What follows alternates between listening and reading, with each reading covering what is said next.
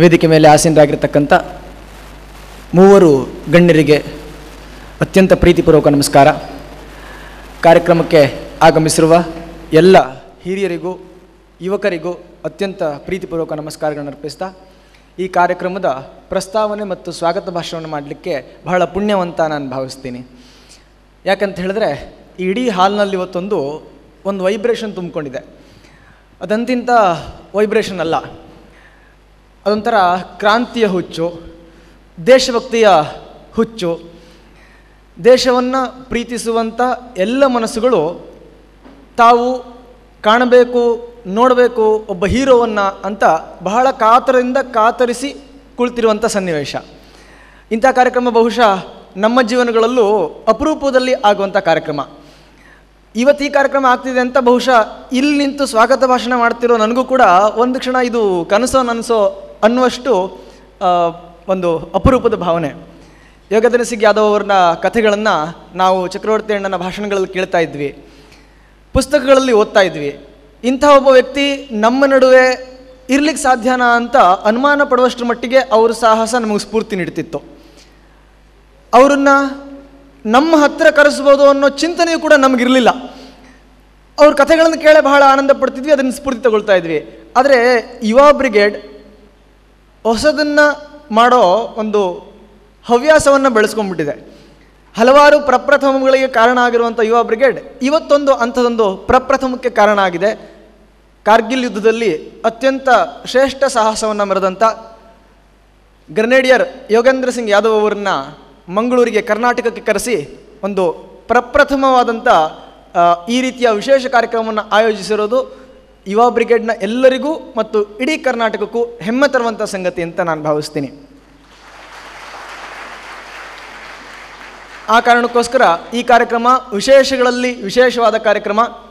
ಒಂದೂವರೆ ಗಂಟೆಗಳ ಕಾಲ ಅಥವಾ 2 ಗಂಟೆಗಳ ಕಾಲ ನಿರಂತರವಾಗಿ ದೇಶಭಕ್ತಿಯ ವಾಗ್ಝರಿ ಇಲ್ಲಿ ಪ್ರವಹಿಸುತ್ತೆ. ಕೇವಲ ವಾಗ್ಝರಿ ಮಾತ್ರ ಅಲ್ಲ, ಆ ವಾಗ್ಝರಿಯ ಹಿಂದೆ ಅನುಭವದ ಕರ್ಮ ಮಾಡಿರುವಂತಹ ಆ ಭಾವನೆಯ ಮಹಾಪುರ ಇರುತ್ತೆ. ಹೀಗಾಗಿ ಆ ಮಾತಿಗೊಂದು ಸತ್ವ ಇರುತ್ತೆ, ತೂಕ ಇರುತ್ತೆ. ಬಹುಶಃ ಇಲ್ಲಿ ಕೂತಿರೋ ನಾವೆಲ್ಲ ಅವರ ಬಾಯಲ್ಲಿ ಬರುವಂಥ ಒಂದೊಂದು ಪದಗಳನ್ನು ಸ್ವೀಕರಿಸಿದ್ರು ಕೂಡ ನಮ್ಮ ಜೀವನ ಬದಲಾಗುವಂಥ ಒಂದು ಅತ್ಯಪೂರ್ವ ಸನ್ನಿವೇಶ, ಲೈಫ್ ಟರ್ನಿಂಗ್ ಪಾಯಿಂಟಲ್ಲಿ ನಾವೆಲ್ಲ ಬಂದು ನಿಂತಿದ್ದೀವಿ ಅಂತ ನಾನು ಭಾವಿಸ್ತೀನಿ. ಆ ಕಾರಣಕ್ಕೋಸ್ಕರ ಇಂಥದ್ದೊಂದು ಕಾರ್ಯಕ್ರಮಕ್ಕೆ ಸೇರಿರೋ ನಾವೆಲ್ಲ ಒಂದು ಏನೋ ಪುಣ್ಯ ಪಡೆದಿದ್ವಿ ಅನ್ನೋ ಭಾವನೆಯನ್ನು ನಾನಿಲ್ಲಿ ವ್ಯಕ್ತಪಡಿಸೋದಕ್ಕೆ ಇಷ್ಟಪಡ್ತೀನಿ. ಆತ್ಮೀಯ ಮಿತ್ರರೇ, ಇವತ್ತಿನ ಕಾರ್ಯಕ್ರಮಕ್ಕೆ ಮೊದಲನೇದಾಗಿ ನಾನು ಸ್ವಾಗತ ಕೋರಲಿಕ್ಕೆ ಇಷ್ಟಪಡುವಂಥದ್ದು ಇವತ್ತಿನ ಮುಖ್ಯ ಅತಿಥಿ, ನಮ್ಮೆಲ್ಲರ ವಿಚಾರಗಳು ಇವತ್ತು ಬರಲಿಕ್ಕೆ ಕಾರಣ ಆಗಿರುವಂಥ ಈ ಕಾರ್ಯಕ್ರಮದ ಕೇಂದ್ರ ಬಿಂದು ಅಂತ ಹೇಳಬಹುದಾದಂಥ ಪರಮವೀರ ಚಕ್ರ ಪುರಸ್ಕೃತ ಗ್ರೆನೇಡಿಯರ್ ಯೋಗೇಂದ್ರ ಸಿಂಗ್ ಯಾದವ್ ಅವರು. ಅವರಿಗೆ ಕರ್ನಾಟಕ ಯುವ ಬ್ರಿಗೇಡ್ನ ಪರವಾಗಿ, ಮಂಗಳೂರಿನ ಪರವಾಗಿ, ಇಲ್ಲಿರುವಂಥ ಸಮಸ್ತ ದೇಶಭಕ್ತರ ಪರವಾಗಿ ನಾನು ಆತ್ಮೀಯವಾಗಿ ಸ್ವಾಗತ ಕೋರಲಿಕ್ಕೆ ಇಷ್ಟಪಡ್ತೀನಿ.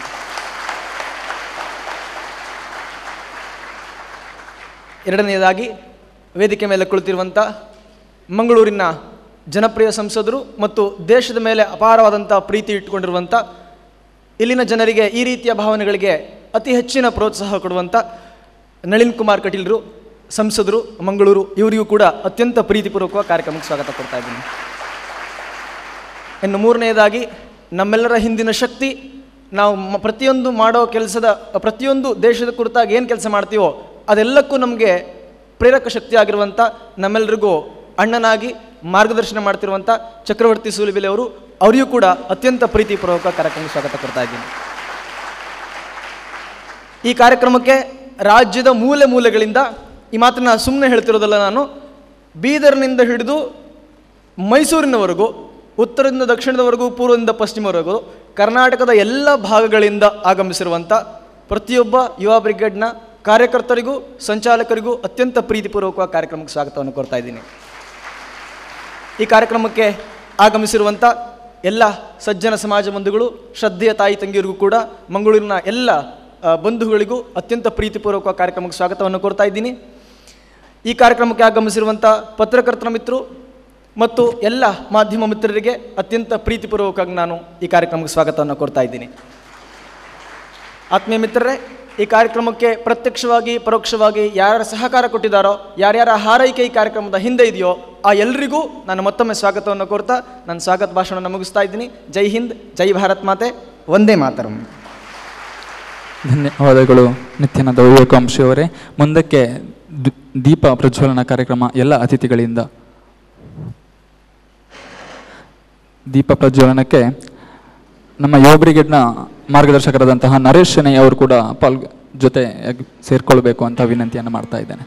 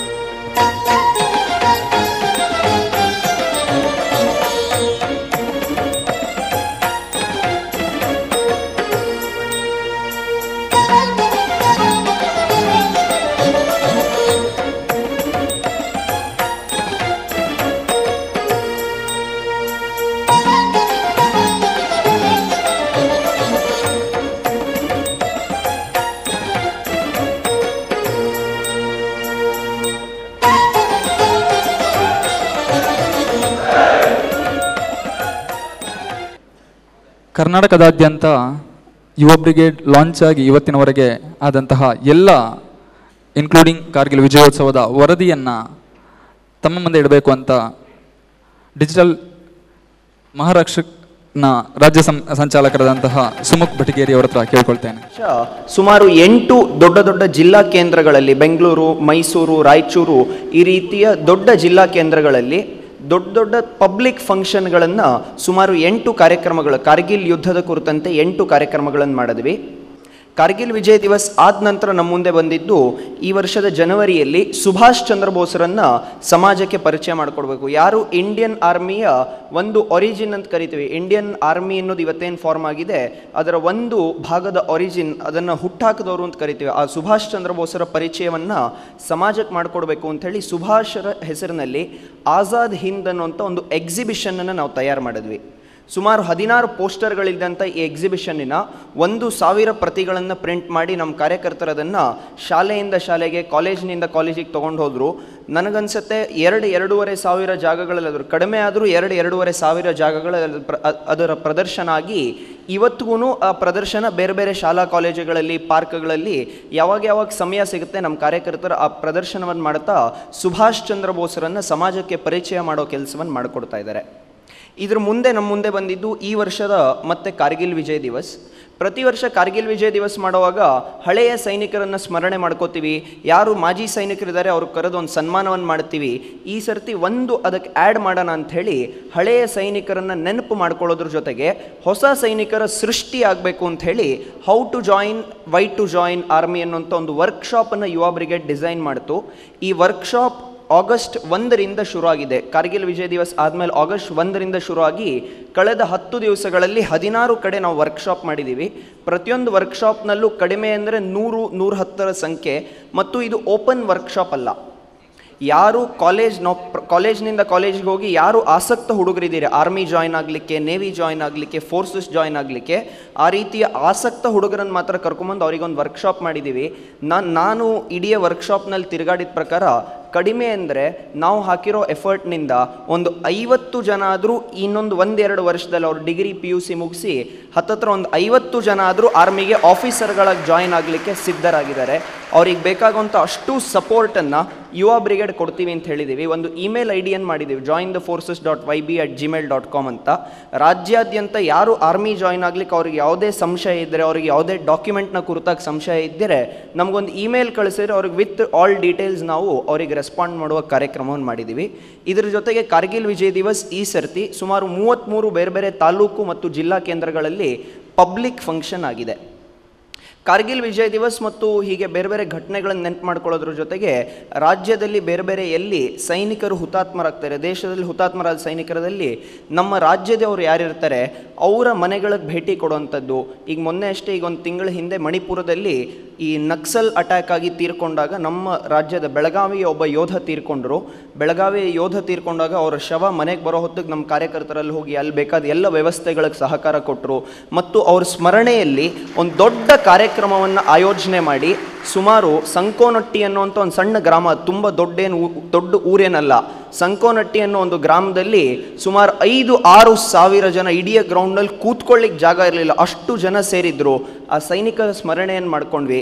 ಅದೇ ಪಕ್ಕದ ಮುಧೋಳದಲ್ಲಿ ಒಬ್ಬ ಸೈನಿಕ ತೀರ್ಕೊಂಡಿದ್ದ, ಅವ್ರ ಮನೆಗೆ ಹೋಗಿ ಅವ್ರಿಗೆ ಬೇಕಾದ ಸಹಕಾರವನ್ನು ಕೊಟ್ಟು, ಹೀಗೆ ರಾಜ್ಯಾದ್ಯಂತ ಸೈನ್ಯ ಮತ್ತು ಸೈನಿಕರ ಕುರಿತಾದಂಥ ಯಾವುದೇ ಕೆಲಸ ಇದ್ರೂ ಅದನ್ನು ನಾವು ತುಂಬ ಮುಂಚೂಣಿಯಲ್ಲಿ ನಿಂತು ತಗೊಂಡು ಅದನ್ನು ಒಂದು ಸರ್ವಶ್ರೇಷ್ಠ ಕೆಲಸ ಅನ್ನೋ ಹೋಗಿ ಮಾಡ್ತಾ ಇದ್ದೀವಿ. ಇದು ಕಳೆದ ಒಂದೂವರೆ ವರ್ಷದಲ್ಲಿ ಯುವ ಬ್ರಿಗೇಡ್ ಮಹಾರಕ್ಷಕ್ ಅನ್ನುವಂಥ ವಿಭಾಗದ ಕೆಳಗೆ ಸೈನ್ಯದ ಕುರಿತಾಗಿ ಮಾಡಿರೋ ಕೆಲಸವನ್ನು ನಾನು ನಿಮ್ಮ ಮುಂದೆ ಇಷ್ಟೊತ್ತು ಪ್ರಸ್ತುತಪಡಿಸಿದ್ದೀನಿ.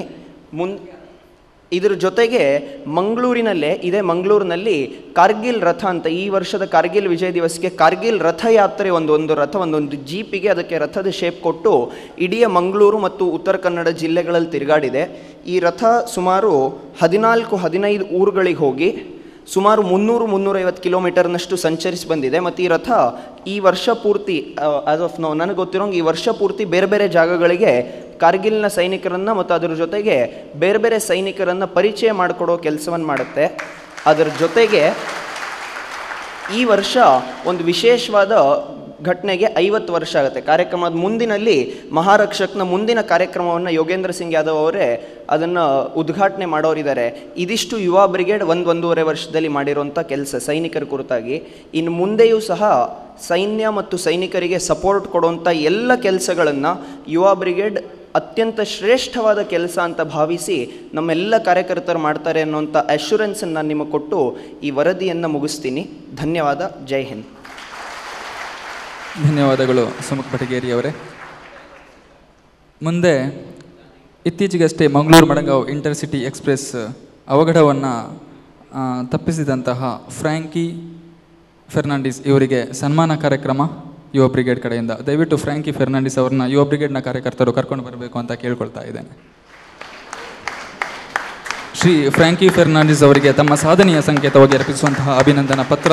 ದಕ್ಷಿಣ ಕನ್ನಡ ಜಿಲ್ಲೆ ಮಂಗಳೂರಿನ ಪಚ್ಚನಾಡಿ ನಿವಾಸಿಯಾದ ದಿವಂಗತ ಲಾರೆನ್ಸ್ ಫೆರ್ನಾಂಡಿಸ್ ಅವರ ಪುತ್ರ ಫ್ರ್ಯಾಂಕಿ ಫೆರ್ನಾಂಡಿಸರಾಗಿರುವ ತಾವು ಸಮಯ ಪ್ರಜ್ಞೆ ಹಾಗೂ ಬುದ್ಧಿವಂತಿಕೆಯಿಂದ 100 ಜನರ ಜೀವ ಉಳಿಸಿದ ಘಟನೆ 25/7/2015 ಶನಿವಾರ ಬೆಳಗ್ಗೆ ನಡೆದಿದೆ. ತಾವು ಪಚ್ಚನಾಡಿ ಬಳಿ ಮೇವು ತರಲು ಹೋಗಿದ್ದಾಗ ರೈಲು ಹಳಿ ಹಾನಿಗೀಡಾದನ್ನು ಗಮನಿಸಿದ್ದೀರಿ. 1000ಕ್ಕೂ ಹೆಚ್ಚು ಪ್ರಯಾಣಿಕರಿದ್ದ ಮಂಗಳೂರು ಮಡಗಾಂವ್ ಇಂಟರ್ಸಿಟಿ ಎಕ್ಸ್ಪ್ರೆಸ್ ರೈಲು ಬರುತ್ತಿದ್ದನ್ನು ಗಮನಿಸಿ ಆಗಬಹುದಾಗಿದ್ದ ಅನಾಹುತವನ್ನು ಮನಗೊಂಡು ತಕ್ಷಣ ಪಕ್ಕದಲ್ಲಿದ್ದ ಕೆಂಪು ರಥ ಹೂವನ್ನು ಹಿಡಿದು ಅಪಾಯದ ಸೂಚನೆ ನೀಡಿ ರೈಲನ್ನು ನಿಲ್ಲಿಸುವಲ್ಲಿ ಯಶಸ್ವಿಯಾಗಿದ್ದೀರಿ. ವೃತ್ತಿಯಲ್ಲಿ ರೈತರಾದ 45 ವರ್ಷ ವಯಸ್ಸಿನವರಾದ ತಾವು ಆಗಬಹುದಾದ ಅನಾಹುತವನ್ನು ತಮ್ಮ ಸಮಯ ಪ್ರಜ್ಞೆ, ಬುದ್ಧಿವಂತಿಕೆ ಹಾಗೂ ಚಾಕಚಕ್ಯದಿಂದ ತಡೆದು 100 ಜನರನ್ನು ಪ್ರಾಣಾಪಾಯದಿಂದ ರಕ್ಷಿಸಿದಂಥ ತಮ್ಮನ್ನು ಯುವ ಬ್ರಿಗೇಡ್ ತುಂಬು ಹೃದಯದಿಂದ ಅಭಿನಂದಿಸುತ್ತಿದೆ. ಧನ್ಯವಾದ. ಇವತ್ತಿನ ಕಾರ್ಯಕ್ರಮದ ಅತಿಥಿಗಳಂತ ನಳಿನ್ ಕುಮಾರ್ ಕಟೀಲ್ ಅವರು ಕಾರ್ಯಕ್ರಮದ ಉದ್ದೇಶ ಮಾತಾಡಬೇಕು ಅಂತ ಕೇಳ್ಕೊಳ್ತಾರೆ. ತಾಯಿ ಭಾರತಾಂಬೆಯ ಪಾದಪದ್ಮಗಳಿಗೆ ಪ್ರಣಾಮಗಳನ್ನು ಅರ್ಪಿಸಿ ಯುವ ಬ್ರಿಗೇಡ್ನ ನೇತೃತ್ವದಲ್ಲಿ ನಡೀತಕ್ಕಂಥ ಈ ರಾಷ್ಟ್ರದ ನಿಜವಾಗಿರ್ತಕ್ಕಂಥ ನಾಯಕ ಪರಮವೀರ ಚಕ್ರ ಪ್ರಶಸ್ತಿಯನ್ನು ಪಡೆದಿರತಕ್ಕಂಥ ಗ್ರೆನೇಡಿಯರ್ ಯೋಗೇಂದ್ರ ಸಿಂಗ್ ಯಾದವ್ ಅವರೇ, ಯುವ ಜನರಲ್ಲಿ ರಾಷ್ಟ್ರಭಕ್ತಿಯ ಉದ್ದೀಪನ ಮಾಡ್ತಾ ರಾಷ್ಟ್ರ ಜಾಗೃತಿಯ ಕಾರ್ಯದ ಜೊತೆಗೆ ತಾಯಿ ಭಾರತಾಂಬೆಯ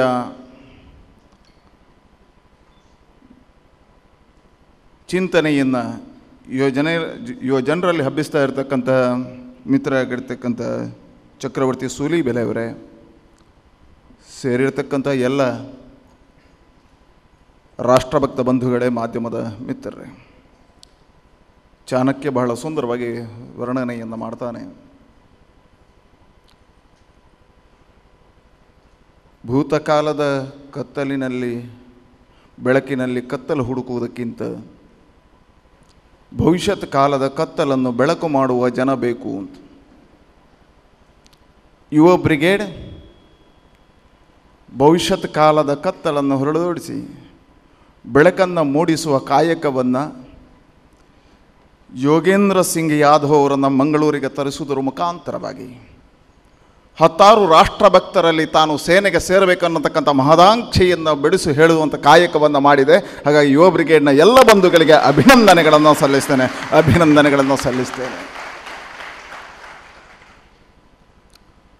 ಈ ರಾಷ್ಟ್ರದಲ್ಲಿ 2 ಶ್ರೇಷ್ಠವಾಗಿರ್ತಕ್ಕಂಥದ್ದು,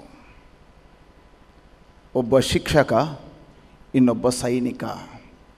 ಶಿಕ್ಷಕ ರಾಷ್ಟ್ರವನ್ನು ಬೆಳೆಸ್ತಾನೆ, ಸೈನಿಕ ದೇಶವನ್ನು ಉಳಿಸ್ತಾನೆ. ಹಾಗಾಗಿ ಆ ಇಬ್ಬರು ಈ ದೇಶದ ಕಣ್ಣುಗಳು. ಅಂತಹ ಕಣ್ಣುಗಳನ್ನು ಗುರುತಿಸುವುದರ ಮುಖೇನ ಮುಂದಿನ ಸಮಾಜಕ್ಕೆ ಈ ರಾಷ್ಟ್ರ ಕಟ್ಟುವ ಕಾಯಕವನ್ನು ಮಾಡುವ ಪ್ರೇರಣೆಯನ್ನು ಕೊಡ್ತಕ್ಕಂಥ ಕೆಲಸ ಇದು ನಿಜವಾಗಿರ್ತಕ್ಕಂಥ ಭಗವಂತನ ಕಾರ್ಯ. ಅದನ್ನೇ ವಿವೇಕಾನಂದರು ಹೇಳಿದರು. 33 ಕೋಟಿ ದೇವತೆಗಳನ್ನು ಅಟ್ಟಕ್ಕಾಕಿ ಒಂದು ಭಾರತಾಂಬೆಯನ್ನು ಅರ್ಚನೆ ಮಾಡಿ ಆ ಭಾರತಾಂಬೆಯ ಅರ್ಚನೆಯ ಕಾರ್ಯ ಇವತ್ತು ಯೋಗೇಂದ್ರ ಸಿಂಗ್ ಮುಖಾಂತರ ಮಂಗಳೂರಲ್ಲಿ ನಡೆದಿದೆ. ಹಾಗಾಗಿ ಯೋಗೇಂದ್ರ ಸಿಂಗ್ ಅವರನ್ನು ಮಂಗಳೂರಿಗೆ ತೊರೆಯುವುದರ ಮುಖಾಂತರವಾಗಿ ಎಲ್ಲರ ಹೃದಯದಲ್ಲೂ ರಾಷ್ಟ್ರಭಕ್ತಿಯ ಉದ್ದೀಪನದ ಕಾರ್ಯದ ಜೊತೆಗೆ ಈ ರಾಷ್ಟ್ರಕ್ಕಾಗಿ ಪಣವಾಗಿ ಜೀವನವನ್ನು ಅರ್ಪಣೆ ಮಾಡಿರ್ತಕ್ಕಂಥ ಎಲ್ಲ ಸೈನಿಕರಿಗೆ ಇವತ್ತು ಮಂಗಳೂರಿನ ಮುಖಾಂತರ ನಾವು ಅರ್ಪಣೆಯನ್ನು ಅರ್ಪಿಸ್ತೇವೆ. ನಾವು ಮರೆಯುವ ಜನ ಸ್ವಾತಂತ್ರ್ಯ ಸಂದರ್ಭದಲ್ಲಿ ಹೋರಾಟ ಮಾಡಿರ್ತಕ್ಕಂಥ ಸಾವರ್ಕರನ್ನು ಮರ್ತೇವೆ, ಆಜಾದನ್ನು ಮರ್ತೇವೆ, ದಿಂಗ್ರಾನನ್ನು ಮರ್ತೇವೆ. ಸ್ವಾತಂತ್ರ್ಯದ ನಂತರ ಅವರ ಒಳಗೆ ರಾಜಕೀಯವನ್ನು ನುಸುಳಿಸಿರ್ತಕ್ಕಂಥ ಜನ ನಾವು. ಇವತ್ತು ಇಲ್ಲಿ ಯುವ ಬ್ರಿಗೇಡ್ ಮಾಡಿರ್ತಕ್ಕಂಥ ಕಾರ್ಯ ಮುಂದಿನ ದಿನಗಳಲ್ಲಿ ಮರೆಯನ್ನು ಬಿಡೋಣ. ಈ ರಾಷ್ಟ್ರಕ್ಕೋಸ್ಕರ ಸ್ವಾತಂತ್ರ್ಯದ ನಂತರದ ದಿನಗಳಲ್ಲಿ ಈ ರಾಷ್ಟ್ರಕ್ಕೋಸ್ಕರ ಬದುಕಿ ಈ ರಾಷ್ಟ್ರವನ್ನು ಉಳಿಸಿರ್ತಕ್ಕಂಥ ಎಲ್ಲ ಸೈನಿಕರಿಗೆ ಗೌರವ ತರುವಂಥ ಪ್ರಯತ್ನವನ್ನು ಮಾಡುವಂಥ ಕಾರ್ಯವನ್ನು ಇವತ್ತು ಯುವ ಬ್ರಿಗೇಡ್ ಮಾಡಿದೆ. ಹಾಗಾಗಿ ರಾಜ್ಯದಿಂದ ಬಂದಿರತಕ್ಕಂಥ ಎಲ್ಲ ಯುವ ಬ್ರಿಗೇಡ್ನ ಬಂಧುಗಳಿಗೂ ನಾನು ಅಭಿನಂದನೆಗಳನ್ನು ಸಲ್ಲಿಸ್ತೇನೆ. ಹಾಗಾಗಿ ರಾಜ್ಯಕ್ಕೊಂದು ಸಂದೇಶವನ್ನು ಇಲ್ಲಿಂದ ಹೋಗಿದೆ. ಮಂಗಳೂರು ಕರ್ನಾಟಕ ಬಹಳ ಶ್ರೇಷ್ಠವಾಗಿರ್ತಕ್ಕಂಥ ಸೈನ್ಯಕ್ಕೆ ಕೊಡುಗೆಯನ್ನು ಕೊಟ್ಟಿರ್ತಕ್ಕಂಥ ರಾಜ್ಯ. ಜನರಲ್ ಕಾರ್ಯಪ್ಪರಂಥ ಶ್ರೇಷ್ಠರಾಗಿರ್ತಕ್ಕಂಥ ಸೈನ್ಯದ ಮುಖಾಂತರ ಸಾಧನೆಯನ್ನು ಮಾಡಿ ಸೈನ್ಯಕ್ಕೆ ಕೀರ್ತಿ ತಂದವರನ್ನು ಕೊಟ್ಟಿರತಕ್ಕಂಥ ನೆಲ. ಇವತ್ತು ಮಂಗಳೂರಿನಲ್ಲೂ ಬಹಳಷ್ಟು ಜನ ಸೇನಾನಿಗಳಿದ್ದಾರೆ. 16 ವರ್ಷಗಳ ಕಾಲ ರಾಷ್ಟ್ರಮಾತೆಯ ಕಾರ್ಯವನ್ನು ಮಾಡಿ ವೃತ್ತಿಯಿಂದ ನಿವೃತ್ತಿಯಾಗಿ ಬಂದವರಿದ್ದಾರೆ. ರಾಷ್ಟ್ರದ ಚಿಂತನೆ ಜೊತೆಯಲ್ಲಿ ಬದುಕ್ತಾರೆ. ಸಮಾಜಕ್ಕೆ, ಮುಂದಿನ ಯುವ ಜನತೆಗೆ ಅವರ ಕೊಡುಗೆಯು ಸಿಗಲಿ, ಇಲ್ಲಿರ್ತಕ್ಕಂಥ ಎಲ್ಲರಿಗೂ ಪ್ರೇರಣೆ ಕೊಡುವ ರೀತಿಯಲ್ಲಿ 10 ಜನರಿಗೆ ಸೇನೆಯನ್ನು ಸೇರುವ ಇಚ್ಛೆಯನ್ನು ಅವರ ಮುಖಾಂತರ ಆಗಲಿ. ಅದರ ಮುಖಾಂತರ ಇವತ್ತು ನಮ್ಮ ಯೋಗೇಂದ್ರ ಸಿಂಗ್ ಯಾದವ್ ಅವರು ಇಲ್ಲಿ ಬಂದು ಅವರ ಮನದಾಳದ ಮಾತಿನ ಮುಖಾಂತರ ತನ್ನ ಸೇನೆಯ ಚಿಂತನೆಯನ್ನು ಮುಂದಿಡ್ತಾ 10 ಯುವಕರಿಗೆ ಪ್ರೇರಣೆಯನ್ನು ಕೊಡುವಂಥ ಇದು ಕಾರ್ಯ ಅದ್ಭುತ ಅಂತ ಹೇಳ್ತಾ ಮತ್ತೊಮ್ಮೆ ಅವರಿಗೆ ನಾನು ಅಭಿನಂದನೆಗಳನ್ನು ಸಲ್ಲಿಸ್ತಾ ಈ ಕಾರ್ಯಕ್ಕೆ ಶುಭವನ್ನು ಹಾರೈಸ್ತಾ ರಾಷ್ಟ್ರಮಾತೆಯ ಕಾರ್ಯದಲ್ಲಿ ನಮ್ಮೆಲ್ಲ ಕಾರ್ಯಗಳು ಮಿಳಿತ ಆಗಲಿ ಅಂತ ಹೇಳ್ತಾ ಈ ಕಾರ್ಯಕ್ರಮಕ್ಕೆ ಶುಭವನ್ನು ಹಾರೈಸ್ತೇನೆ.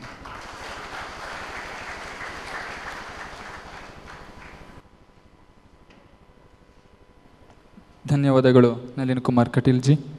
ಮುಂದಕ್ಕೆ 1965 ಯುದ್ಧದ ಸುವರ್ಣ ಮಹೋತ್ಸವ ವರ್ಷ, ಇದರ ಲೋಗೋವನ್ನು ಲೋಕಾರ್ಪಣೆ ಮಾಡಬೇಕು ಅಂತ ಎಲ್ಲ ಅತಿಥಿಗಳ ಹತ್ರ ಕೇಳ್ಕೊಳ್ತಾ ಇದ್ದೇನೆ.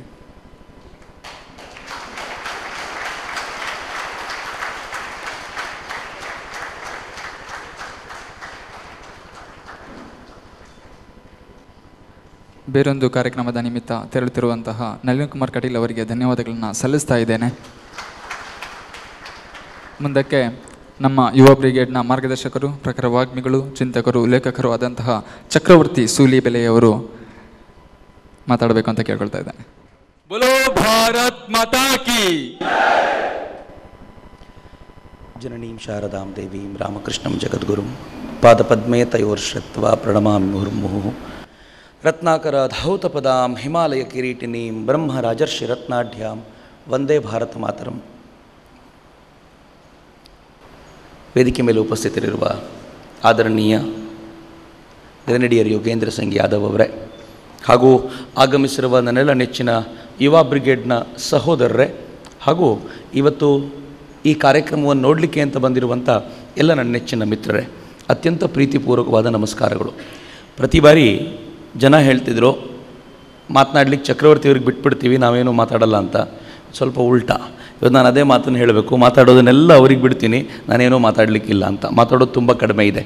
ಯಾಕೆ ಕಡಿಮೆ ಇದೆ ಅಂತಂದರೆ, ಇವತ್ತು ಮಾತನಾಡಬೇಕಾದ ಹೀರೋ ಬೇರೆ, ಆ ಹೀರೋ ನಿಜವಾದ ಹೀರೋ ಅಂತ. ಇತ್ತೀಚೆಗೆ ನಾವೊಂದು ಒಂದು ಒಂದು ಕೆಲಸ ಶುರು ಮಾಡಿದ್ವಿ. ಸೈನಿಕರ ಮನಸ್ಸನ್ನು, ಸೈನಿಕರ ಹೃದಯಕ್ಕೆ ತಂಪೆರೆಯೋ ಪ್ರಯತ್ನ ಅಂತ. ಆ ತಂಪೆರೆಯೋ ಪ್ರಯತ್ನಕ್ಕೋಸ್ಕರ ನಾವು ಸಮಾಜವನ್ನು ಕೇಳ್ಕೊಂಡ್ವಿ, ಶೂಟ್ ಯುವರ್ ಎಮೋಷನ್ಸ್ ಅಂತ.